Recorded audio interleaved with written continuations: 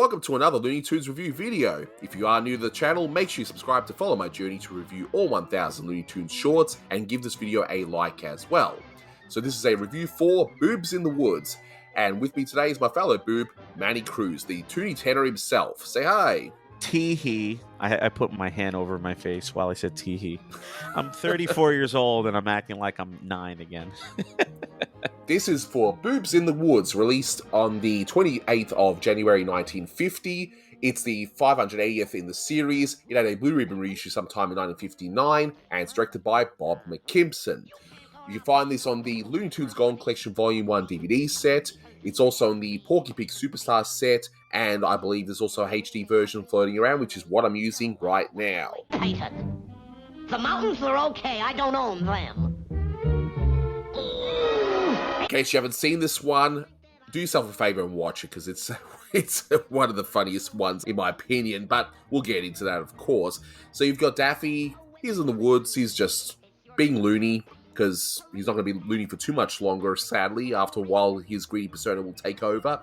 And Porky just wants to paint, fish, chill out while camping, but Daffy just decides to be a jerk to him, and that's pretty much it.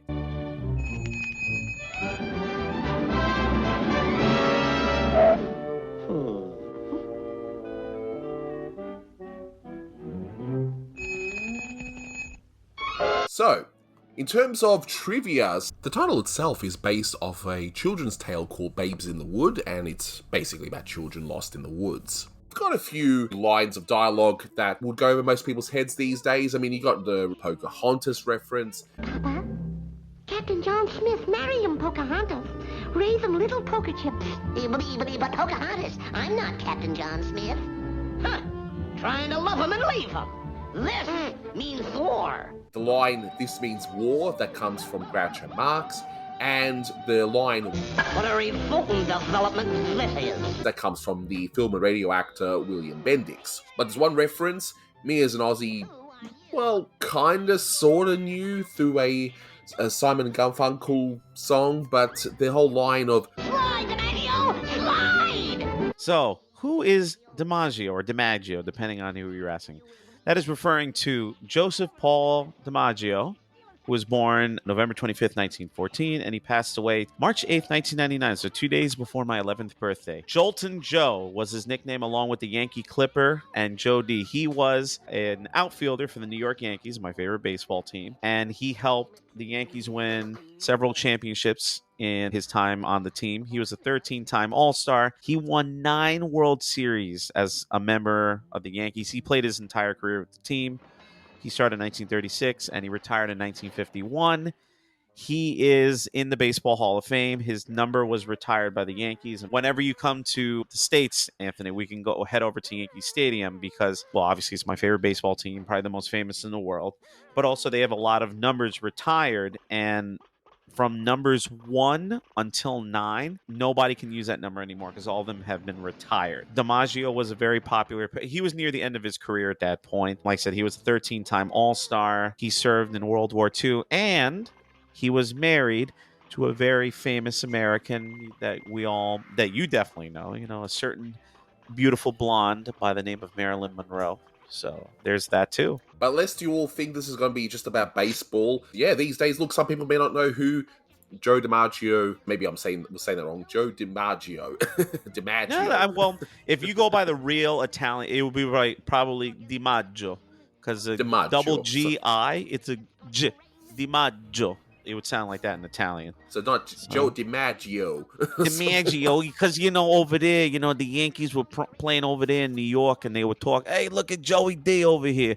By the way, it was he wore number 5 in his uniform. That's what I was trying to remember. And, of course, while that whole scene is going on, you hear the good old Freddie the Freshman, the quintessential sports music in a Warner Brothers cartoon. Of course, that's the style you always seem to enjoy using. But, wow.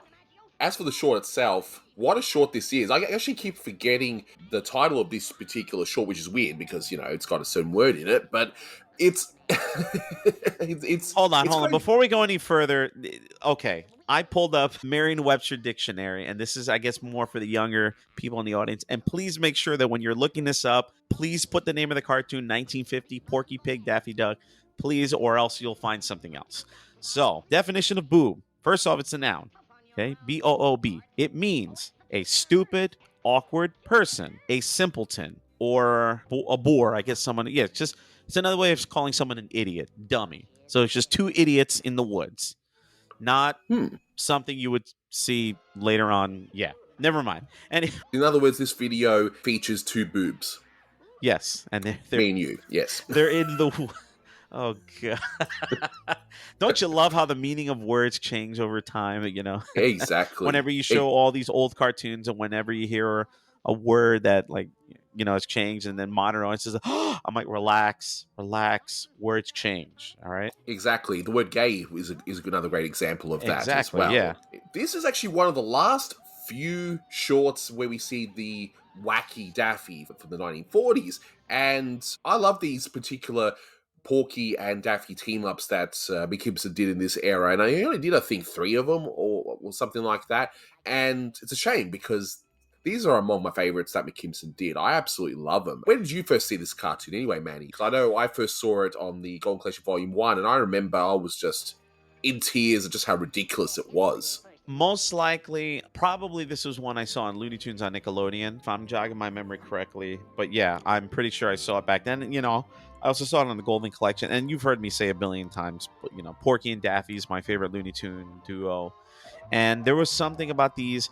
I mean, McKimson kept using Porky and Daffy throughout the 50s, and there was like one in the 60s was Daffy's in Trouble I could think about. And yeah, obviously his later input is not as good as the stuff he is now, but there's something about not only the Porky and Daffy dynamic that I enjoy a lot, but just the way that McKimson used these two characters. And it kind of breaks my heart a little bit because when you think about it, and like you said, this is one of the last times where Daffy, he's being what his name is. He's being crazy. He's being Daffy. As opposed to, you know, later on in the 50s when he becomes narcissistic and mean-spirited.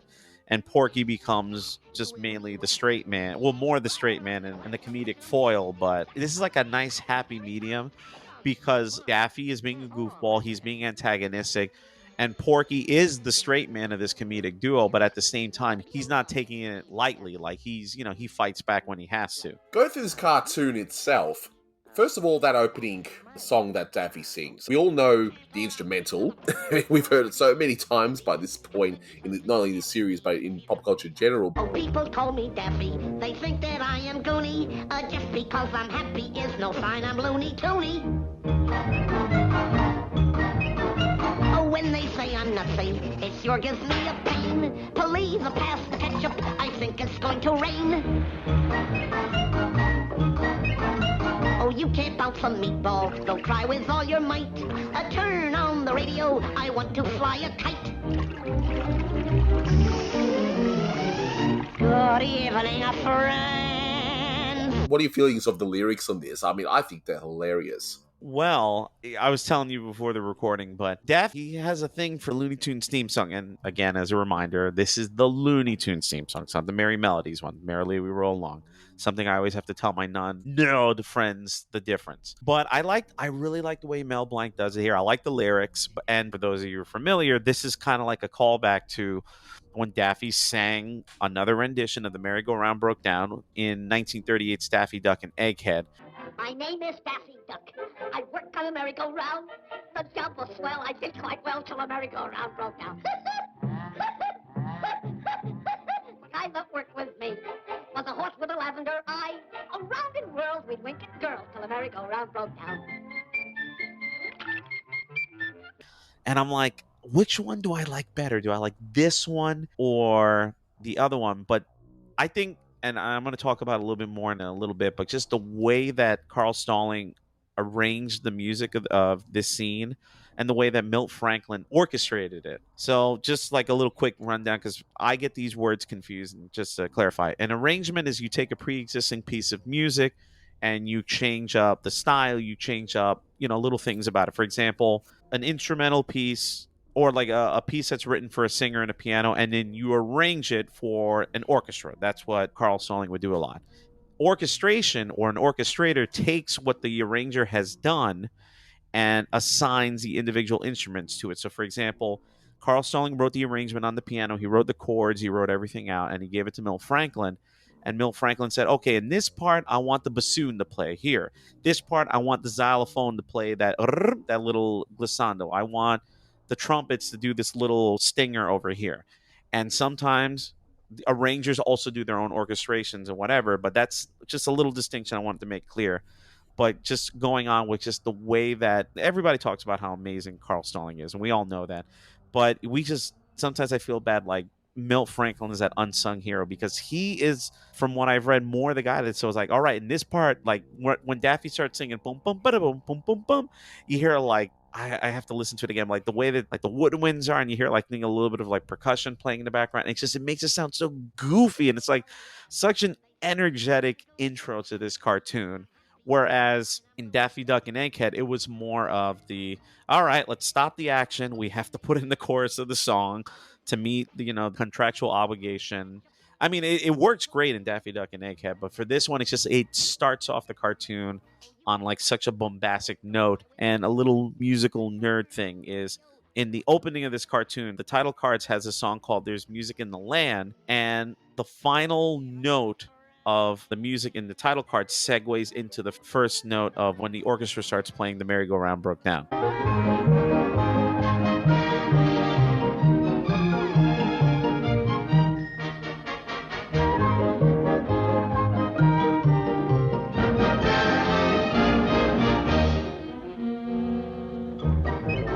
So, a little musical thing I noticed. Of course, and there's plenty of musical things in this one, which we'll get into in a moment. One effect that I thought was really nice is when Porky's painting him. So you've got the canvas in the middle of the shot, and then you have the colours filling in. And I don't know how difficult that would have been. I would imagine that wouldn't have been too easy to do because you've got the cell painters, and you've also got the background already done. I would imagine, and please, in the comments, correct me if I'm wrong here, I would imagine you would have had the background with the rectangle where the canvas went, and then you would have the drawing animated, and then when the colouring in the cells, it would have added the colour as the frames went along. Now, I could be completely wrong there. You don't animate a background, really. So, but I love the effect. I thought that was a fantastic effect. I know someone's going to yell at us in the comments about this one. I mean, Probably. I'm thinking about how do they do it? But it always amazes me the amount of work, how wonderfully artistic these cartoons are. And when you think about like they were able to pull off all these things without computers. That's like the one, like in that scene in particular, I was like, yeah, you do that now with like digital ink and paint, like it's a piece of cake. But how they were able to achieve that in the late 40s using, I guess you could say primitive technology, it always astounds me. Yeah. So regardless of how it was done, it's still an amazing effect to look at, especially for that period of time, even as simple as it seemingly looks. But with the gags and the story of this one, first of all, I just like the fact that Daffy's just a jerk to Porky, and Porky's done absolutely nothing to him. Like, really, I was trying to see, is this a case of Porky being in the wrong spot or whatever? Nah, Daffy just happens to be a boob in the wood. He's just being a jerk, and he decides, nope, you can't paint this lake, it's my lake. So fine, okay, I'm not going to paint this lake. And then, of course, the old man of the mountain, which, of course, is Daffy is. Yep, no, you can't paint this mountain over here, and all that. He's just being a jerk to Porky. I'm wondering if that actually puts off some people because they might be used to the Chuck Jones Bugs Bunny shorts where typically something has to have happened to Bugs for him to actually, to react. But here, Daffy's just being a jerk. For me, it's like it's a nice happy medium before he becomes fully mean and nasty, but also like not completely insane. Like I'm thinking back to the early days, Porky's Duck Hunt, Daffy Duck and Egghead, where he was just complete insanity. But this one, it's like he's a trickster. He's manipulative words.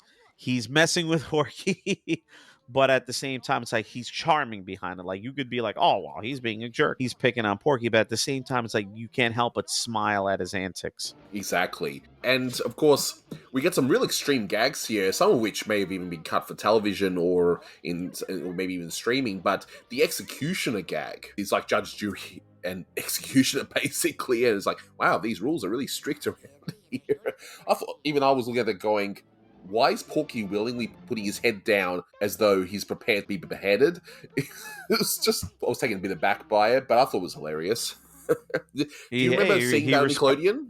I don't remember necessarily the execution scene, like the beginning of it, but I do know that the scene where Daffy turns into Pocahontas, that scene was, I believe, cut on Nickelodeon, and it was cut on Cartoon Network, but then it was restored. Because I remember when I watched it on Cartoon Network in 2000s, early 2000s, I saw it edited, the scene was put back in, and I'm like, wait, which one is it, guys? Are you going to keep it or are you going to let it go? So, but yeah, the execution, and of course you hear the Chopin's funeral march as Daffy walks with the executioner gear. Gosh, they're sure strict around here. It's a bit dark, and yeah, Porky's he respects the law. You got to give him credit.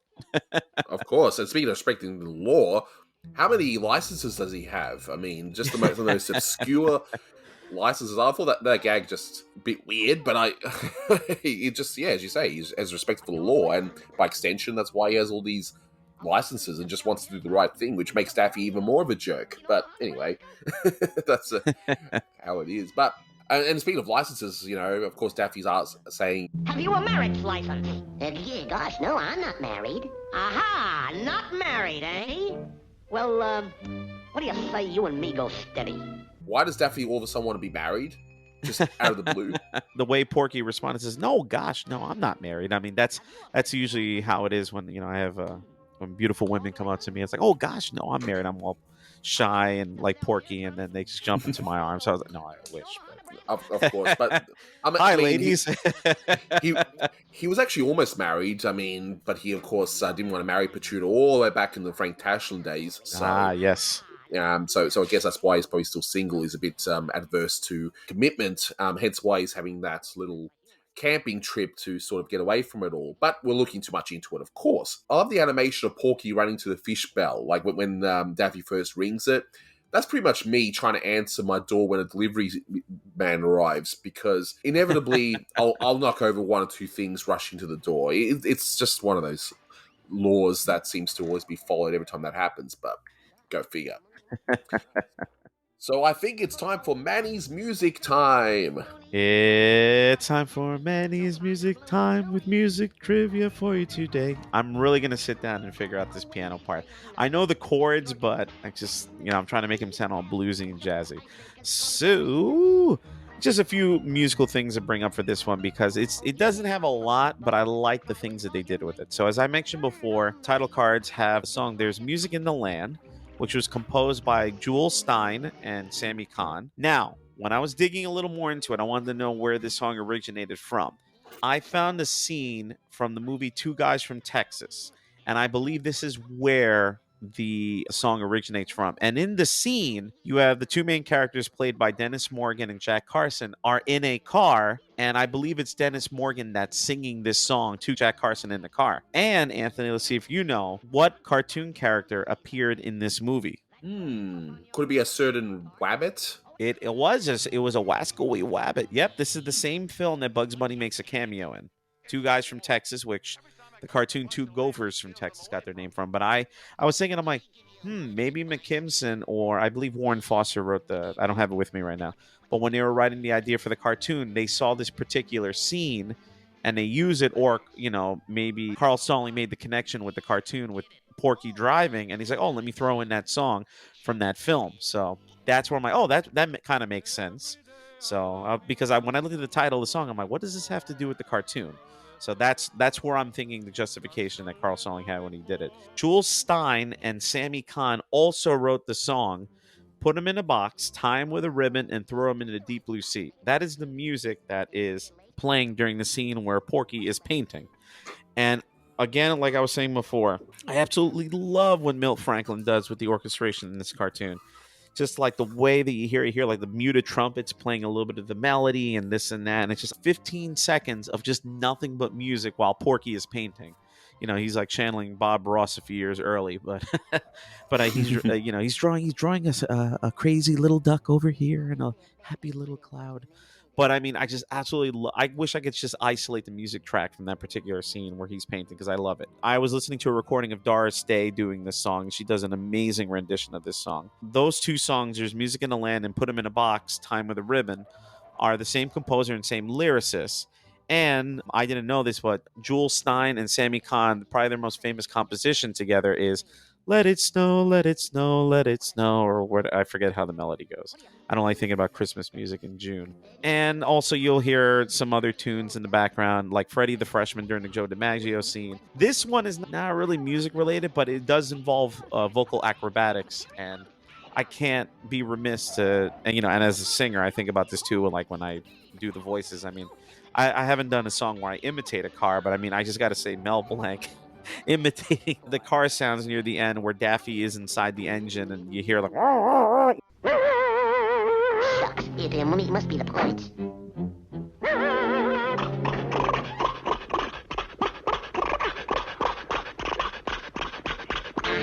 I mean, Mel Blanc was a phenomenal singer in his own right, on top of being an incredible voice artist. And the when Daffy is doing the old proprietor's voice, she'll be coming around the mountain when she comes. Yeah, you hear that as well. Hey there, Sonny! And who are you? I'm the old man of the mountains, and I don't want them painted. Wait here. I got something for you.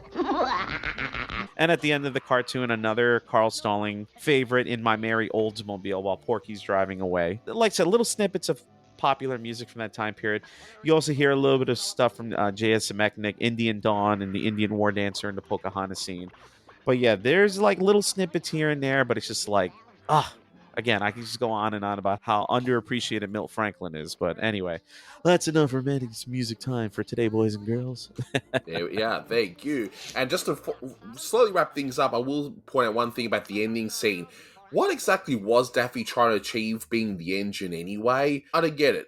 So he takes out the engine. He's in there pretending to be the engine, making the sounds. I just thought it was weird. And as you pointed out, it does end that a little bit flat, I would think, because it wasn't a strong, impactful ending. I mean, it wasn't a bad ending. It just, I think, went on that touch too long. I mean, you actually explained to me how it should have ended. I like, you mentioned before the scene where Porky pulls out his various licenses. I like that scene. But at the end, when, Daffy's like, he can't do this to me, and then Porky shows him the permit that allows him to do that, I laughed pretty hard at that part because it was a nice callback to the earlier license scene. And I think what should have happened was Porky shows him the license. Daffy realizes, yep, he got me. And like either he does like an embarrassed face or like he keeps getting tortured and then the cartoon irises out. But the final gag where Porky says something about like, when I get to California, I got to grind the gears or something like that. And again, this is probably something with older cars that I'm just not familiar with because I'm not a mechanic and I wasn't alive in the 40s. But I think that would have been stronger to just leave it with the callback gag, show Daffy being messed around with and iris out as opposed to, having Porky do that little tag. I was like, oh, you should have cut it there. Like, that would have been a perfect ending. It doesn't stop the cartoon from being a very, very good cartoon, but it was just a one minor meh. But it's a great cartoon. I'm giving it an 8 out of 10. Very solid. Not a masterpiece or anything, but it's just a nice, solid Porky and Daffy cartoon. Great one to watch if you're wanting to kill some time. Yeah, 8 out of 10. I think it's great. What would you rate this one? Good way to start the 50s. I love Porky and Daffy. Very funny cartoon. Same thing, 8 out of 10. Of course. And I can't wait to look at the others that McKimson did around this era before the 1953 studio shutdown. But that'll do it for this one. Thank you so much for watching, and until next time, take care. I have a license to record reviews and commentaries in Omaha, Nebraska. Given how long this review is, I should revoke that license.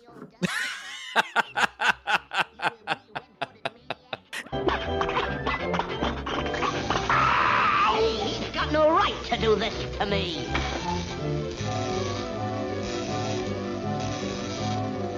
What a revolting development this is. When we get to California, I'll have his balanced ground.